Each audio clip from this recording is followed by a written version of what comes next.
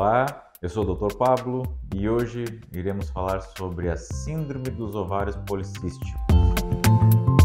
Bom, existem duas situações que são importantes de diferenciar: a Síndrome de Ovários Policísticos e as características policísticas que os ovários podem adquirir. A síndrome de ovários policísticos ela é caracterizada por uma alteração hormonal que leva a excesso de acúmulo de hormônios androgênicos, ou seja, hormônios masculinizantes. E isso leva a uma série de transtornos. E a principal delas seria uma desregulação do período menstrual. Isso faz com que a mulher ovule menos vezes ao ano, ela tenha uma tendência a ter ciclos menstruais bastante largos e isso está associado, em uma forma ou outra, a uma subfertilidade, ou seja, a mulher com ovários policísticos ou com a síndrome de ovários policísticos, ela tem mais dificuldade de ter sucesso nas tentativas de gravidez. Uma coisa interessante, a síndrome de ovários policísticos, que é a doença, ela tem critérios para ser diagnosticada. Então, o diagnóstico da síndrome de ovários policísticos é realizado pela presença de duas características dessas próximas três que eu vou comentar aqui. A primeira delas seria a irregularidade menstrual, com essa tendência a aumentar o período, a ter menos vezes menstruações ao ano, aumento dos hormônios masculinizantes, dos hormônios masculinos.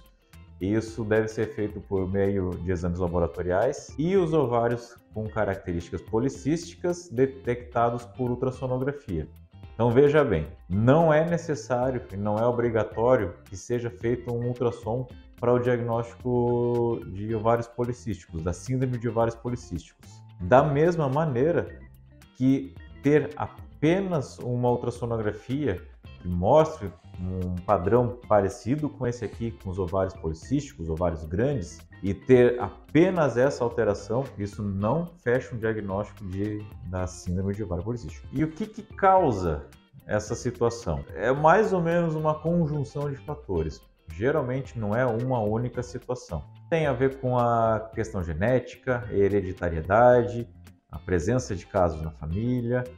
Uma causa muito importante é a resistência insulínica, ou seja, um paciente que mantém os seus níveis de insulina muito altos por muito tempo, especialmente pacientes com peso inadequado. Também outras condições em que geram a produção de hormônios masculinos. E quais são as complicações? O porquê que é importante esse diagnóstico e por que é importante ir atrás do tratamento. Além dessa infertilidade que eu comentei há pouco, ela está associada a aumento de níveis de pressão arterial. No caso de uma gestação, ela está associada a aumento da chance de desenvolvimento do diabetes gestacional e, em últimos casos, porém menos comum, também está associado a perdas gestacionais. Então, em relação ao tratamento, existem basicamente duas abordagens: o tratamento medicamentoso e o tratamento não medicamentoso. E, naturalmente, esse tratamento não medicamentoso, ele tem uma importância muito alta. E o foco principal no tratamento não medicamentoso é a redução do peso, por meio de dietas com baixa caloria, a prática de atividade física. Isso vai fazer com que a